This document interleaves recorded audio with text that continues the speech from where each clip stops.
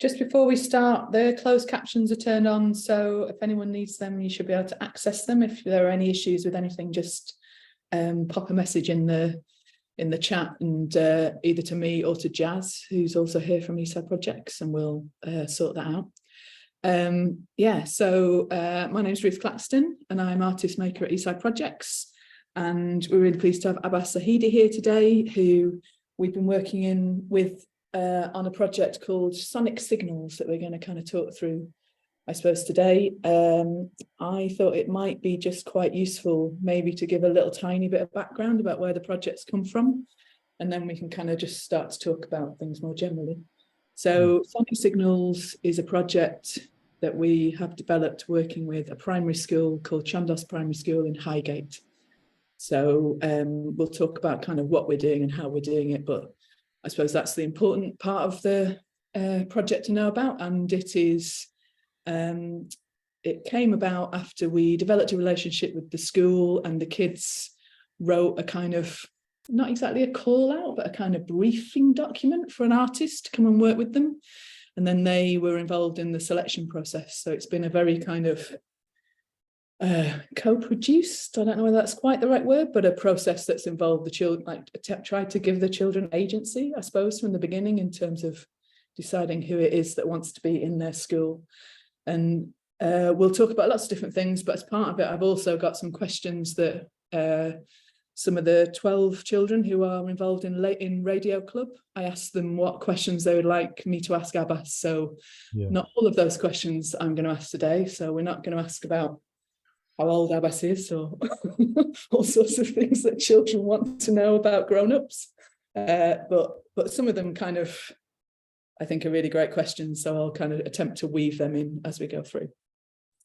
So Abbas, I suppose it would be useful maybe to start by just asking what it was that interested you about the proposal, and what it was that interested you about working in a primary school. I mean, anytime there's a dialogue with children, I feel like it kind of there's an opportunity to like work in a way that it like involves a lot of like negotiation, like in the sense that you can't just go into like a standard mode where everyone understands the kind of language you're using, or the sort of work that you're planning to make. You can't take as much for granted, you know. And I think for me, that's the way I like to work anyways. Like in every situation, you know, when I'm trying to like consider all aspects of a project and make something that's really kind of like feeds into like that particular context, the time, the sensitivities around the invitation in itself. Like I think the context of the school, working with children, it forces you to like put all of that at the forefront of the work and be less involved with the idea of like presenting a proposal and like everyone saying great, let's do it. Like you can't do the same process. You've actually got to like sit and listen and be willing to like just like be met with a lot of like criticism and like lack of interest if what you're presenting isn't up to par. And I think that kind of honesty in terms of feedback, that's really what I really crave. And so yeah, this initially was like, okay, cool, let me see how this goes. And so what was the kind of process that you went through? Obviously we went in and we kind of went to the school, but just like, what was your thinking process as you developed the idea? Yeah, I mean, it was interesting because the initial, from the initial invitation, I think my sort of proposal was to the children, this is what I've done up until now, and if we work together we can do something. I don't know what that will be, but let's try and figure that out together. So I didn't come with like an idea of making like a particular thing that they could relate to in a, you know, a specific way. Like it's not going to be something necessarily to like be in the playground, or like this, it's not going to be like paintings on a wall somewhere, or like it's just going to be like here's what I've done. these are the kind of things I like doing. I often work with sound. I often try to like stage performances and things.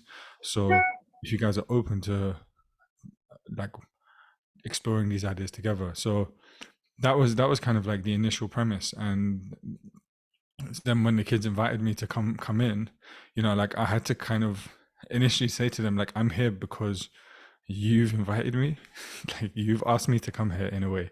And like that in and of itself is to kind of like for them to have a sense of agency, that they can bring people into their kind of orbit and like explore ideas together. And I think maybe like if you're in a school where every like most days like it's the same kind of people around and stuff's happening, it's quite interesting to like be able to like pierce that kind of structure and like bring people in that are thinking differently, not just me, but like even the whole team from Eastside Projects, which is really close to the school. So just to have that kind of level of um kind of introduction to like what's happening around, like it's really interesting. So for me, the process was just speaking to them, getting a sense of like what their interests are, and how they respond to the different kind of work, the different kinds of projects that I've done, and also to learn about how they're learning, especially in a post-COVID environment. It was really interesting to notice like all the classrooms are kitted out with a lot of AV equipment. There's Chromebooks everywhere. Like the kids are like using technology quite a lot. So it's a different context to what I had when I was in school. And so it really felt like just learning each other's worlds initially, and like day to day, and there was one kid, I remember in one of the first meetings, he said he wakes up at like 5 a.m. and like watches the sunrise or something. And I was like, okay, this guy's super zen. I want to be like him. And maybe because that's you just said there about kind of puncturing the normal kind of school life, I suppose. Maybe it'd be interesting to just think a little bit about, and what the way you've been talking about it is that we're establishing a portal. Yeah. I wonder whether it's interesting to just talk about what you mean by a portal between these two Yeah. places. Yeah, that's really cool. Interesting. Like I think a lot about like this idea of like portals. I mean, for me, the art world was a kind of a portal into a new life. So that really resonates with me, the sense that like being given the opportunity to kind of like express something from yourself, and for other people to kind of just take interest in it, and not necessarily for it to have to like land in a specific way. Like that was a different reality than what I came from, which was like studying science and medicine, where like there's always a right answer in relation to like what you're exploring, or like a best answer. And in so for me, like I think portals are really like on the most like personal level. It's like when there's a shift in terms of like how you perceive things or how you think about things, and also what the type of thinking that is afforded within a particular context. So like school, very regimented, it like forces, like things are kind of structured in a particular way. So if you go in with this kind of unstructured brief, or kind of semi-structured in a way, like it's just a kind of a shift. It might not be like super significant at first, but kind of staying in that and exploring it, to me, that's how I understand a portal. So it's not necessarily always tied to like locations and stuff, but I think locations and different types of environments and sounds and images, etc., they help us to access different states of mind and ways of thinking and ways of seeing and hearing and sensing.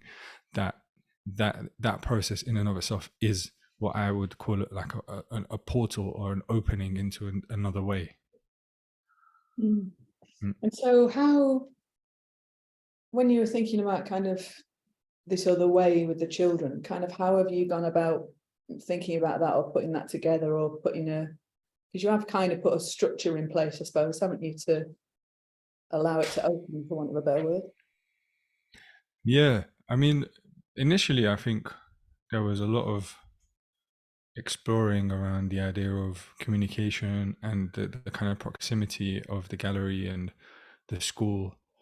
And when we started this conversation, I had just finished a project with Freeze. Oh no, it was during the project with Freeze, and then when we really started working with the school, it was soon after that.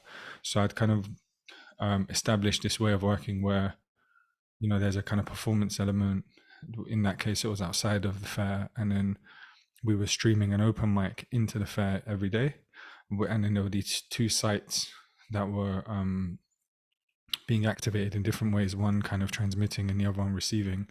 And for me, that was one of the projects where, in the conversations with the kids and like the rest of the kind of school team involved, etc., there seemed to be a certain resonance.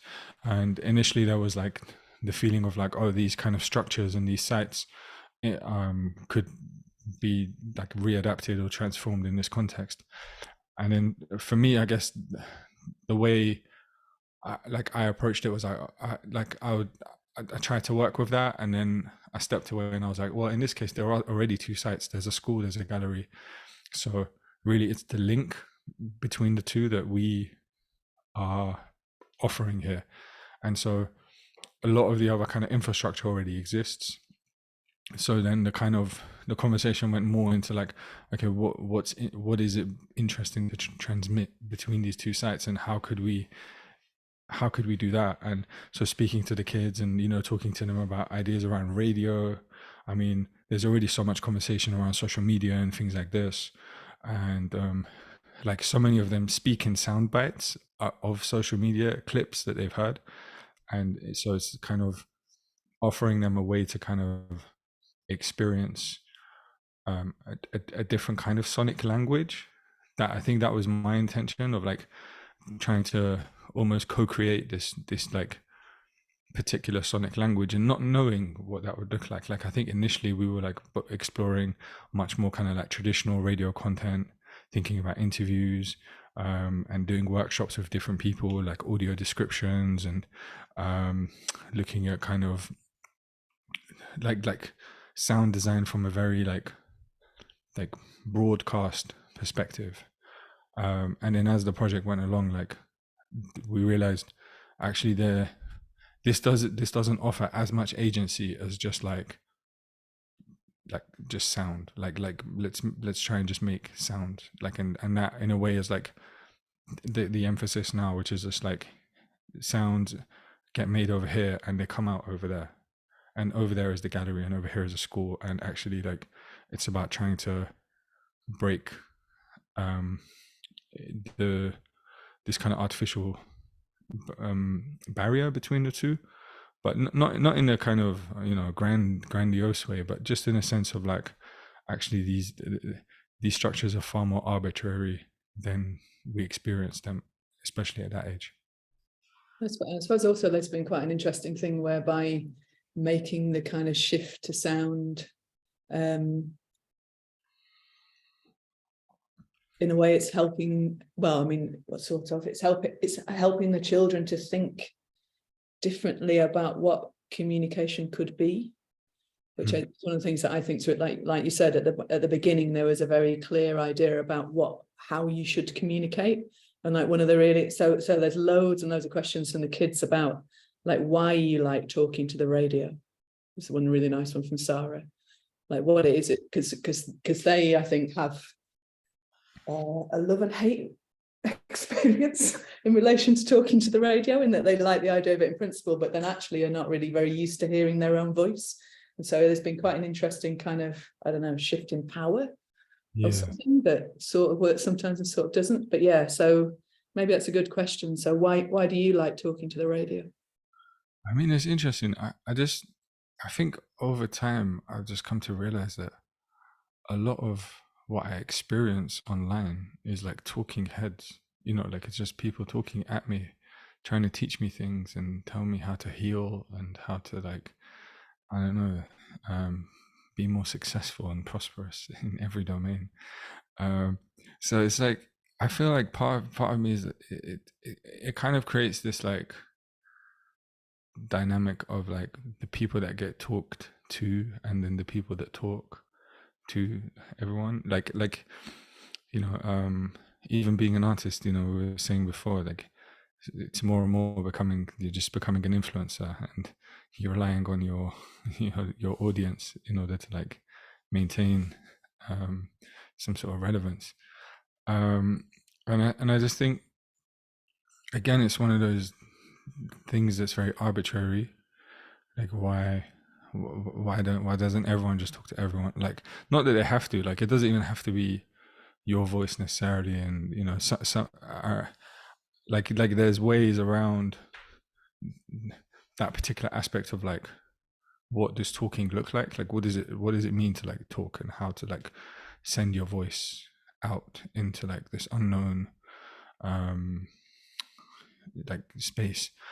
And I think in this case, because it's quite a controlled experiment, in a way, like where the you know, things are getting created in the school over time, slowly. There's a kind of format and a form emerging, and in the gallery, you know, we took the kids there recently, and we created like a listening circle, which they could like inhabit and understand. Like the sound comes out in this kind of very spatial format, and they can hear it in the space, and like this and then there's a kind of connection of like, okay, so like this disembodied voice will just kind of come out in somewhere else, and what I send will have an impact on someone. So you know, when they're screaming and shouting, like they feel that when they're listening back to it. And I think there's a surprise in terms of like how loud this can be, or how just like stark the experience is of just hearing this sound. And for me, the whole conversation around like being comfortable with your own voice, and this kind of hearing yourself back. I mean, it's very common. Like, even I don't particularly like hearing myself back a lot of the time, but I think it's an interesting thing to kind of wonder where the discomfort sits. Like, is it a feeling of shame? Like, are children shamed into like being quiet? You know, are different people, like especially the kind of communities that we're working with, you know, like people that are more disenfranchised are often made to feel like they don't have a voice, or they can't really communicate beyond their particular sphere of experience. So I think some of those experiences actually are really helpful in terms of the conversations that then happen afterwards, in trying to unpack how people feel about listening to themselves in a different context that may be unusual for them. And I think some of that work, especially, you know, having the teachers around and people around that can, and the consistency of the project, like it happening over a year, there being that kind of continuity of contact, and an ability to develop a sense of trust and care throughout the process, where these conversations don't have to all happen at once. They can kind of like take time to develop, and there can be more of an opening up, and working in different formats as well really helps.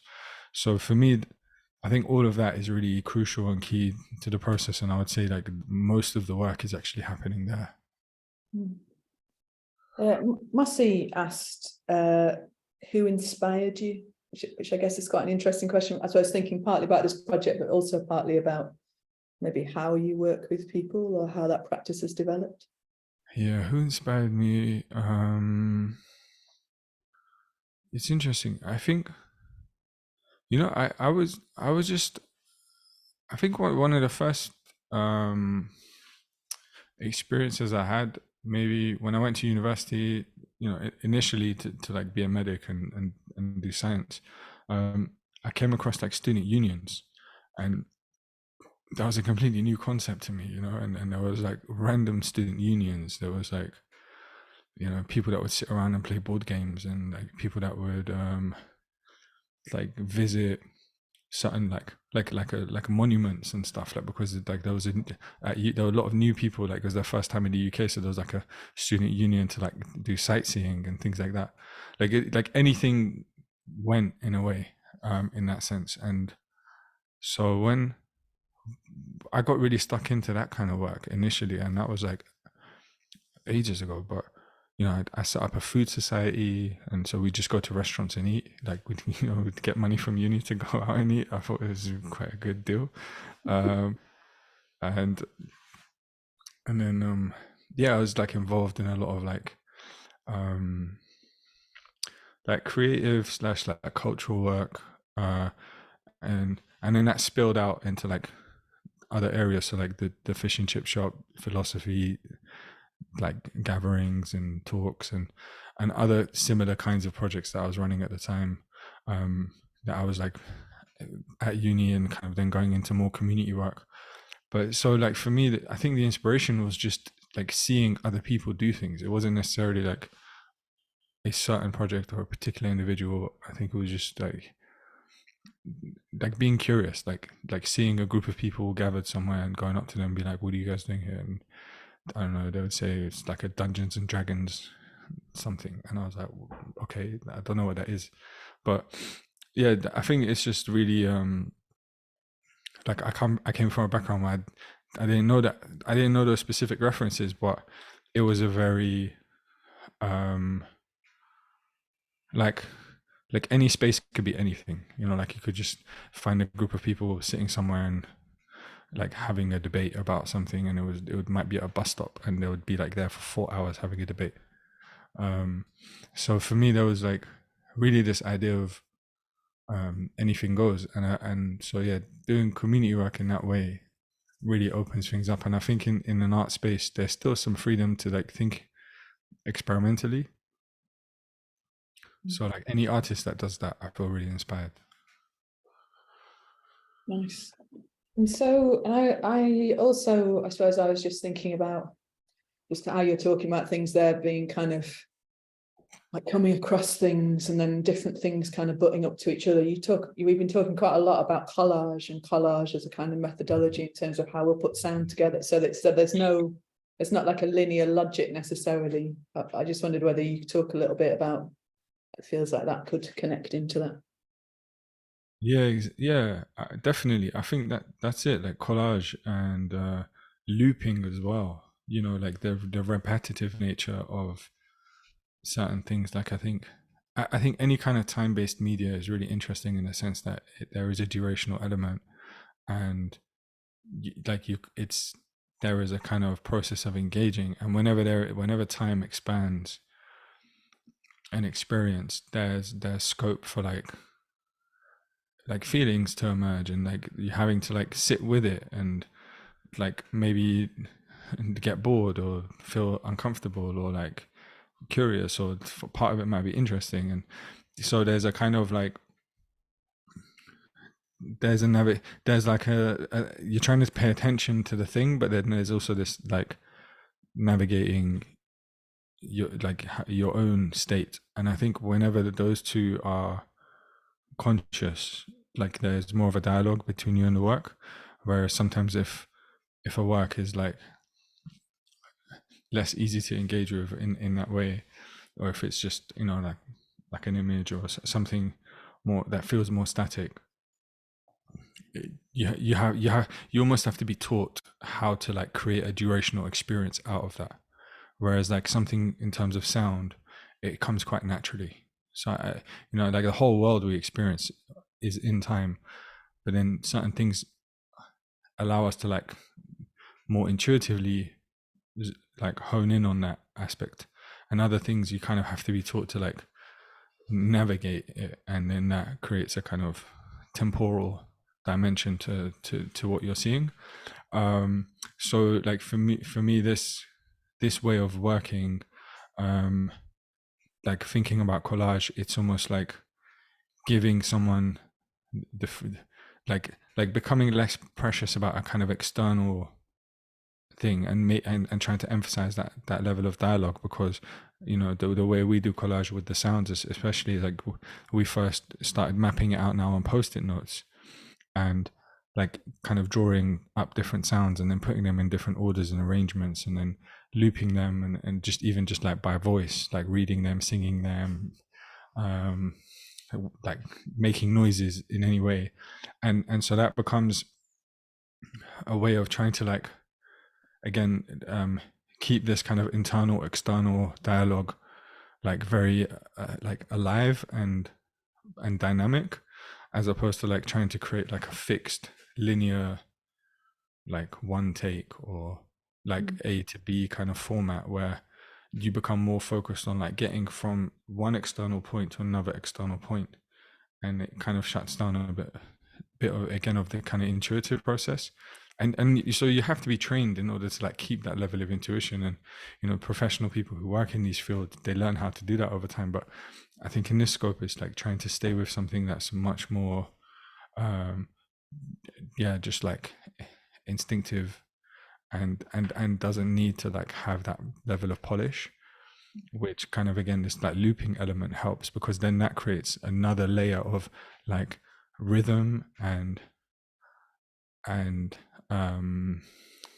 a kind of like a different order of structure that helps to like ground things as well. Like just having like this kind of whirling sort of rhythm again creates a sense of grounding, so you don't need to put as much into like the particular elements. You've got these other parts helping you to like hold it together.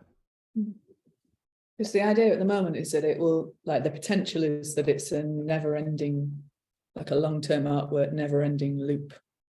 Yeah. Be added to at any point by children in the school and beyond, isn't it, as well? So it's got and I think it's really interesting in the sense that like this process is entirely being like developed at the same time as it's being delivered. There is like a lot of learning happening and a lot of feedback being given from the kids, and kind of like just listening to how they see the process, and then wondering like, okay, well, actually just like telling people like make some sounds and we're going to loop them, like that only gets you so far. So then came the question of like creating prompts, and looking at other people who've worked in school contexts and working with like the idea of creating like an open structure where there's prompts but they're kind of more open-ended.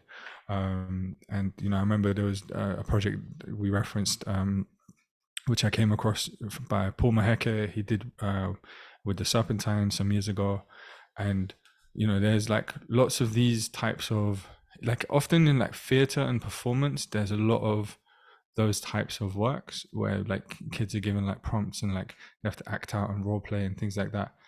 And it was about trying to take some of those learnings and apply them to this much more abstract model of just like sending sound. Like it's not necessarily like trying to like it's not about like trying to imagine something different or like to create something alternative or to like access something that is like beyond the here and now. It's actually like a process of like trying to like become more present and in tune with yourself, your peers, the environment around you.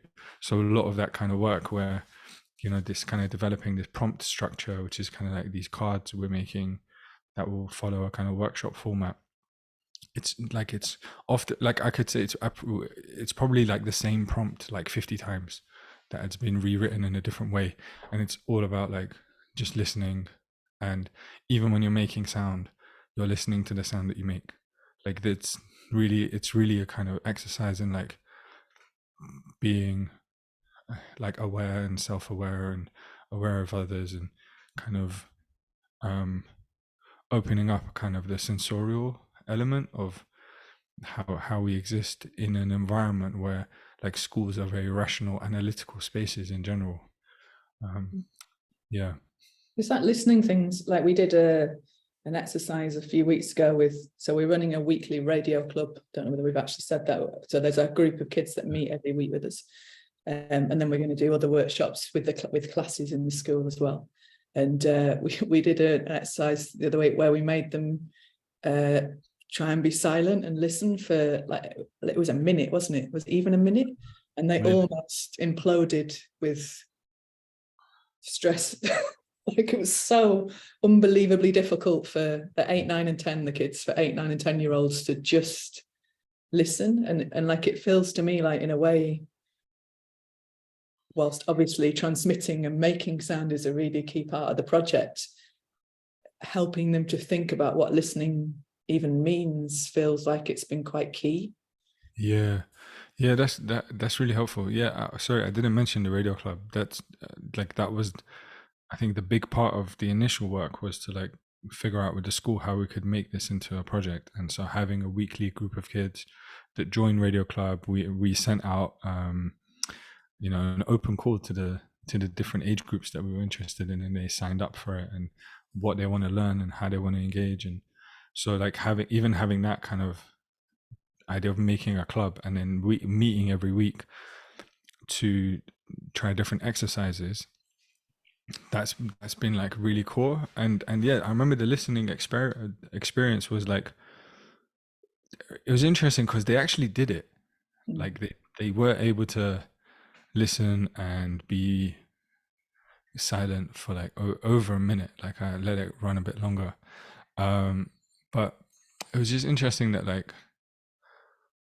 how hard, like to become aware of how hard that is, and how much like I'm wondering like should it be as easy as it is now for us to do that? Like as adults, I think we've been sort of like subjected to so much like having to be like very deferential to anyone that like tells you to like be quiet.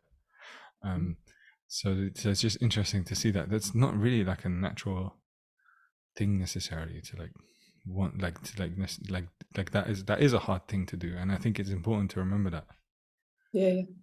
But it's also like it opens out a totally different way of thinking about where you are if you can do it. It's like it's just that little shift from normal life, isn't it, where everything just stops. It's quite rare. Well, I realized when we were doing it how that school, I've never been in that school where it's been anything other than noisy. So like having a space where for a moment it's still just about was super interesting. Yeah, exactly. And I think the point about when I think it was you who mentioned to them, can they hear anything in their own bodies? I thought that was really cool, because it's kind of it creates this sense that like sound is not only out there, there's also sounds like you're made of like fleshy, squidgy like things inside you that make sound as well. And kind of that again, like I think we all struggle with a sense of feeling very disembodied these days and being on screens, etc.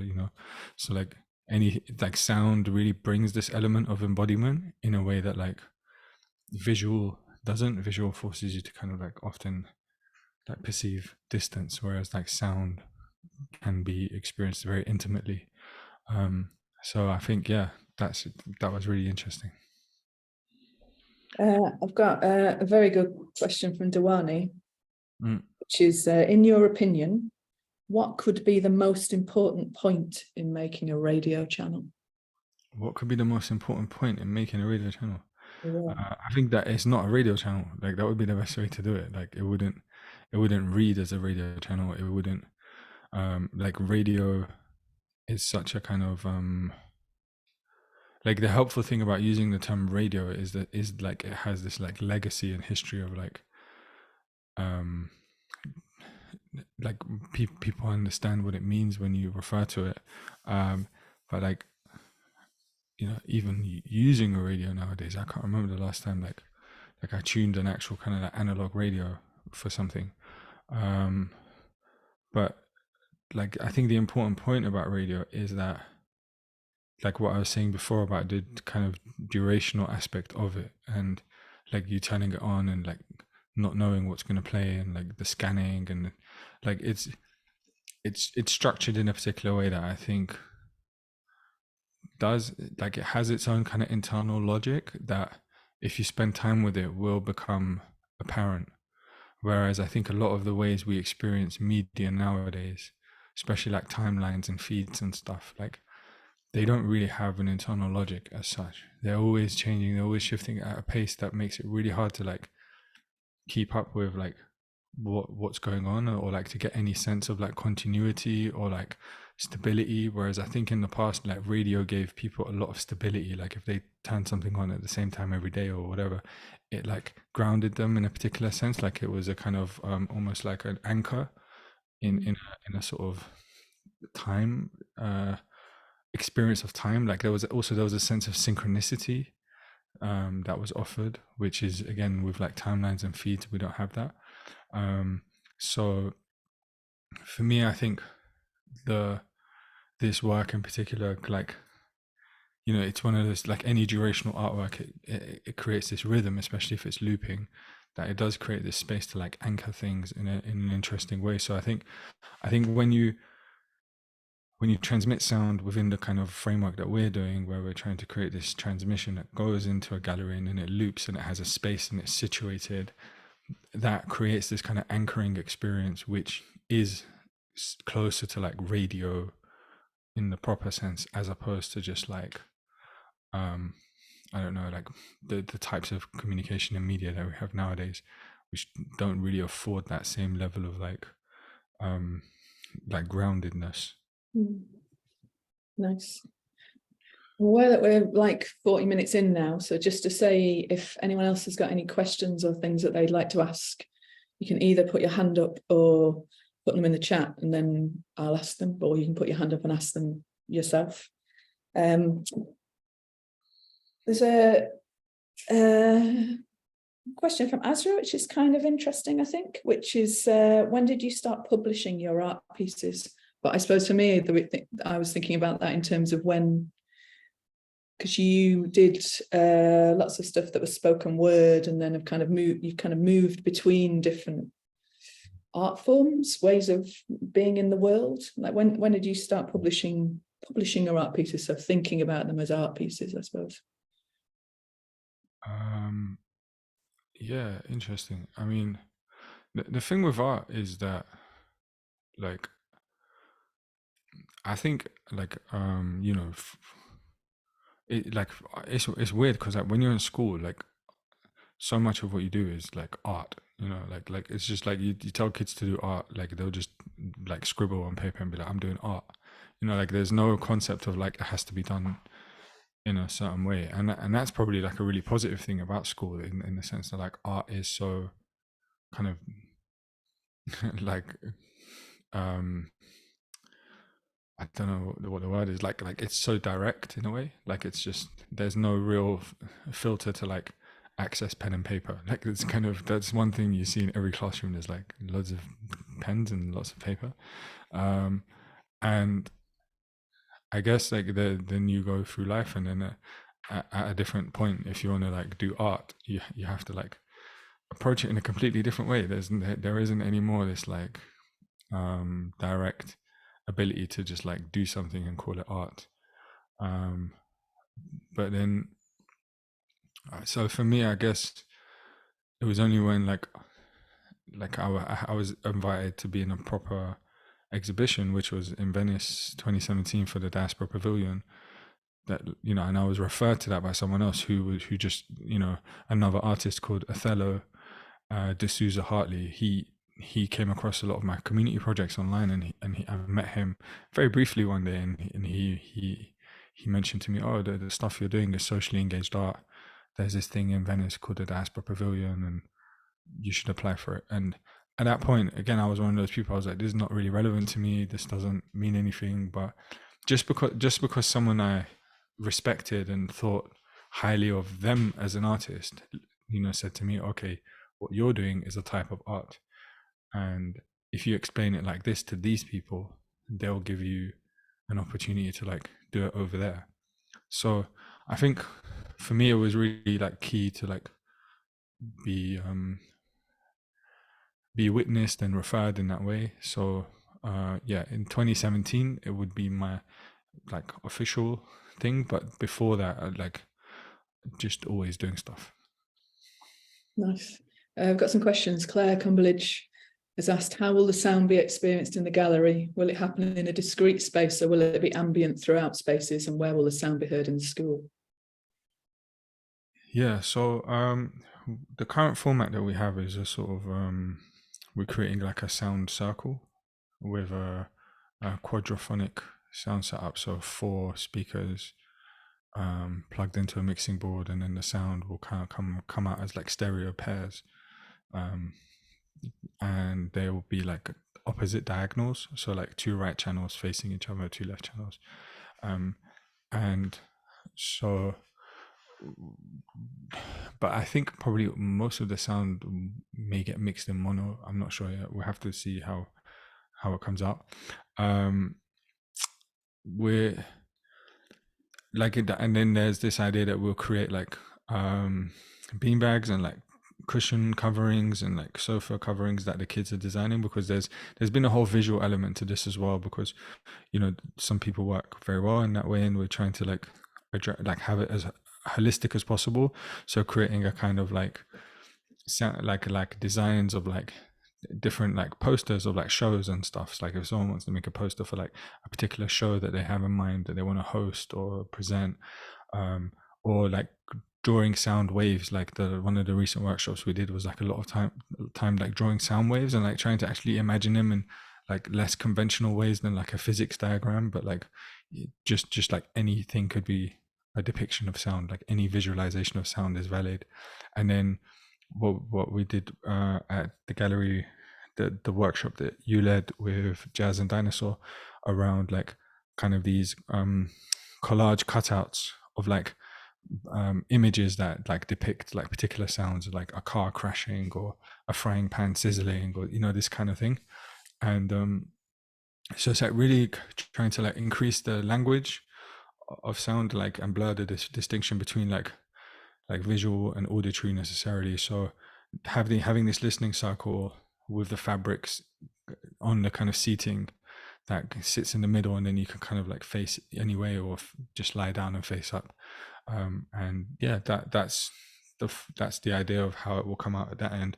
And then in the school, we haven't like created a designated idea of like how it will be listened to, but as I said, all the classrooms have these like AV setups where they've got like big screens with speakers and stuff. So the easiest way to do it would be either to like show it in assembly, or like they could show it in class with the setup that they have.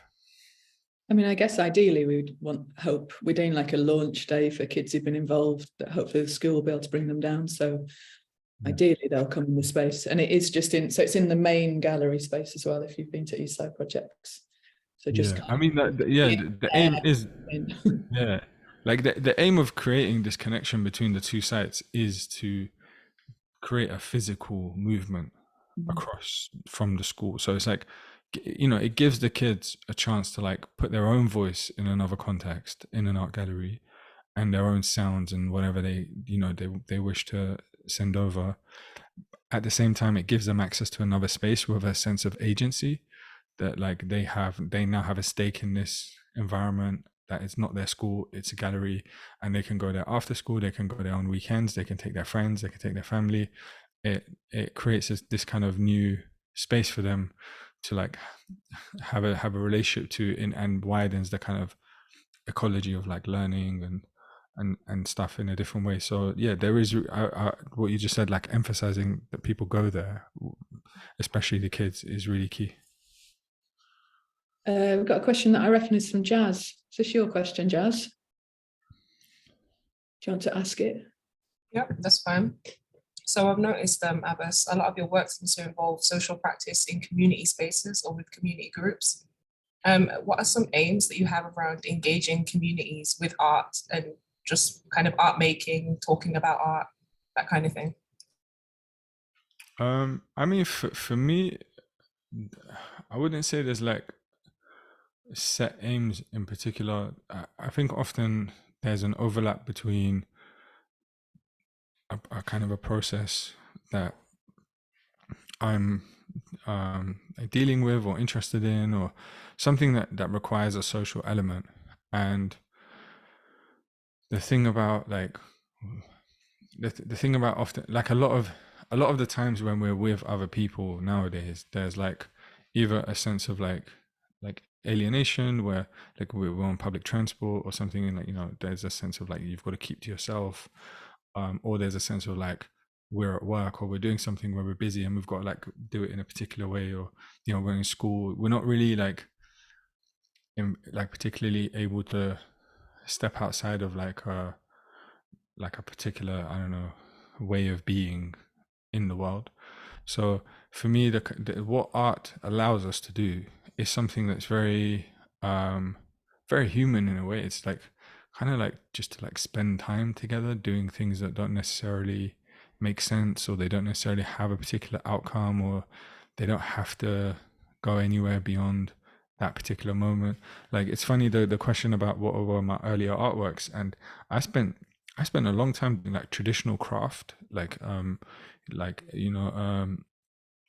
the 2010s, like I was doing a lot of like stone carving, geometry, ceramics, like marquetry, working with plaster. Like I did loads of that stuff, and I made so many things, but I never regarded them as artworks. I only really kept one, and that was in the Venice show. But like, for me, the process of just like being with people, like working for like days together, like in a space, and then like just having that sense of like support and witnessing, and then like getting feedback on things, and trying to like be intuitive with like a material process, and like making decisions about how things should go, just based on like a kind of, feeling.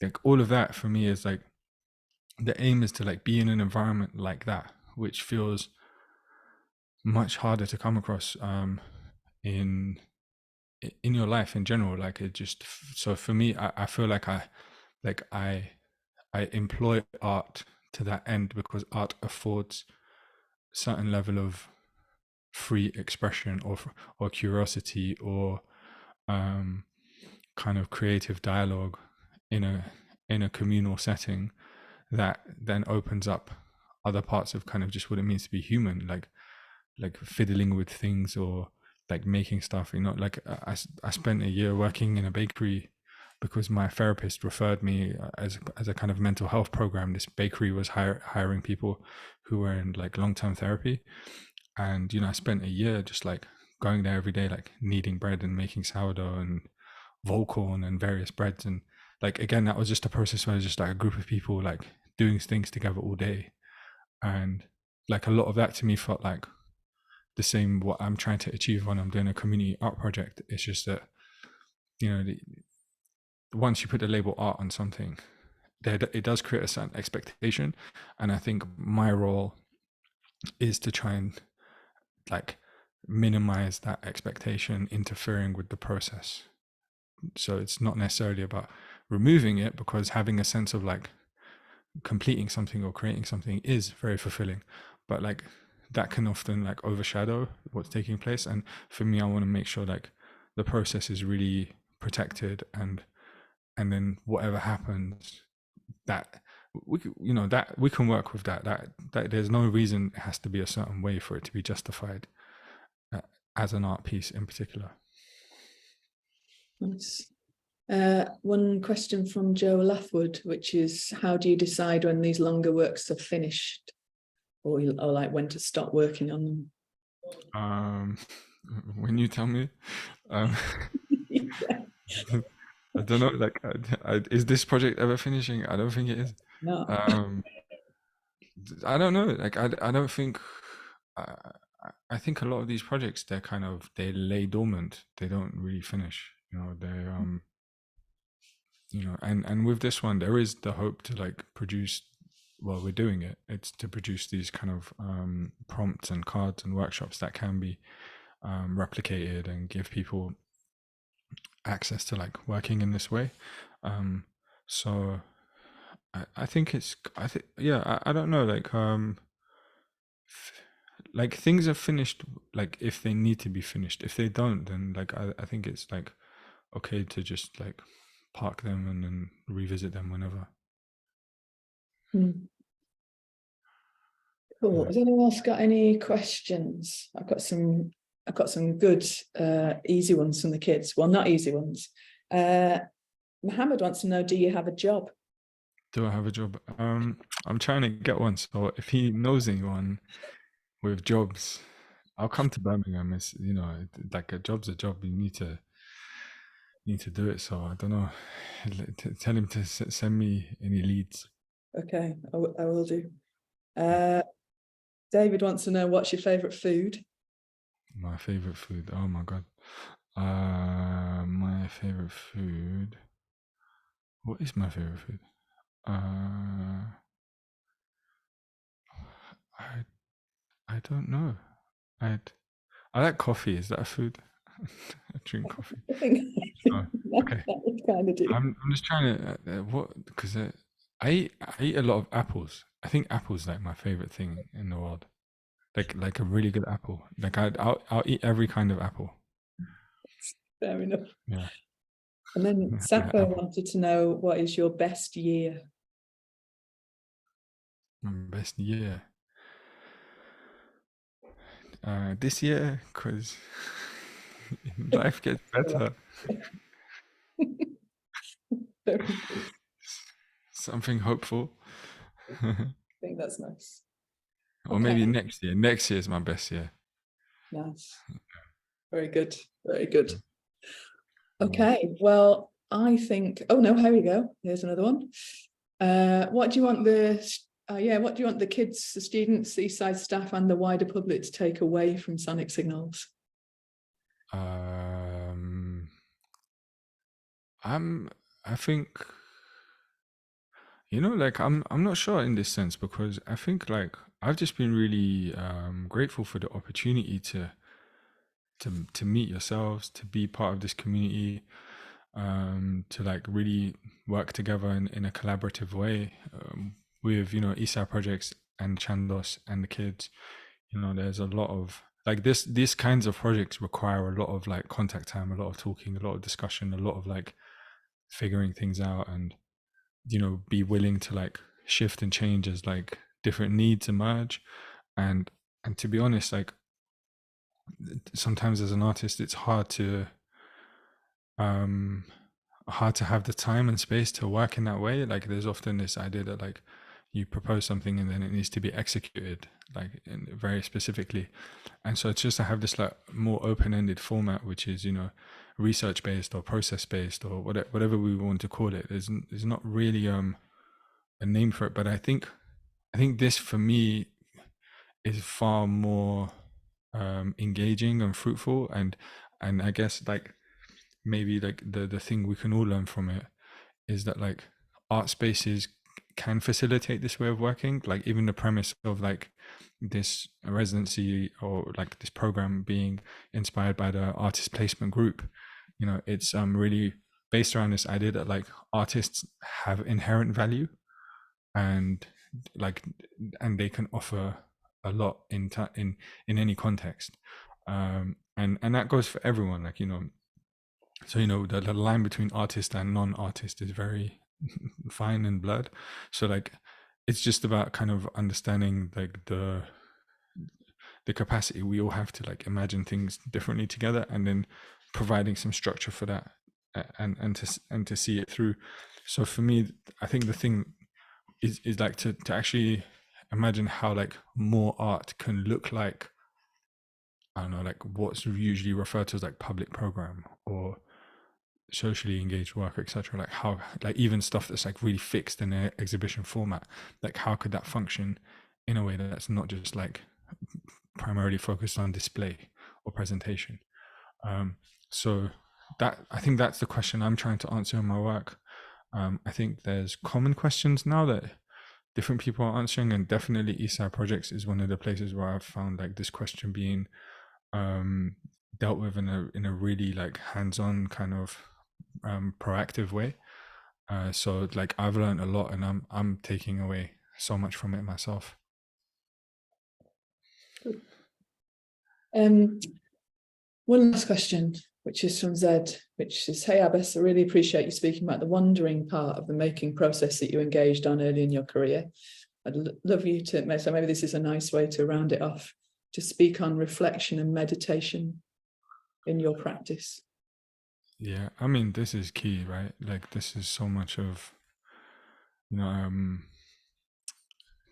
like I think that the greatest privilege about being an artist is actually the fact that you get to like wander and like kind of just sit with things until they make, like, people think you're like waiting for inspiration to strike, and it's like, but why not, like if that's what we need to call it in order to afford that time to the process. But like it's really, I think it's really key. Yeah, like meditation, things like that, that's something that's really important to me in my life. And I have done things like going on 10-11 day retreats, pure silence, meditating the whole time. And those are really important experiences that we now have to kind of like create a room for, and like within the arts, we, you know, like we can have that space, but in general, that was just a part of human experience in the past that we've kind of lost now due to like all the noise of modern life. So for me, I think the particular way I'm working is like trying to access that as a human thing and not necessarily as an art thing.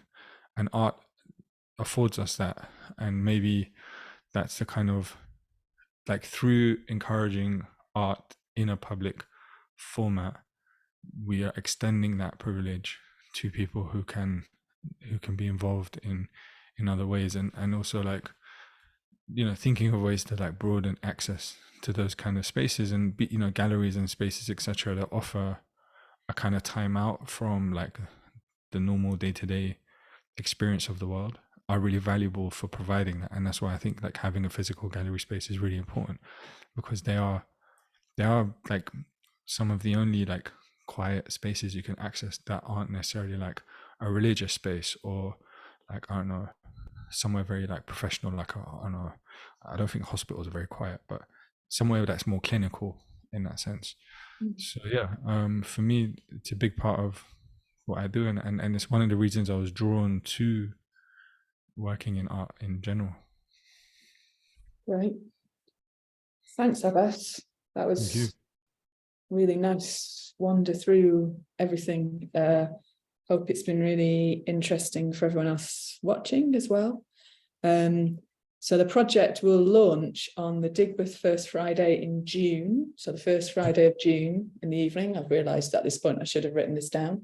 And then we'll be kind of adding to the loop right through till kind of midway through July. So it'll be in the gallery all that time. So, well, and beyond, but in particular out loud in the gallery all that time. So yeah, really hope that you'll be able to come and hear it and see what the kids sent through. Who knows? Good stuff. Yeah, it'll be good stuff. Well done. For sure. Jazz knows the date. She's done very well. Friday the 2nd of June, 6 o'clock. So yeah, thanks everyone for coming, and yeah, we'll see you at an event soon. Yeah, thank you everyone, and thanks Ruth, thanks all of Eastside Projects, and yeah, I look forward to seeing people in the space.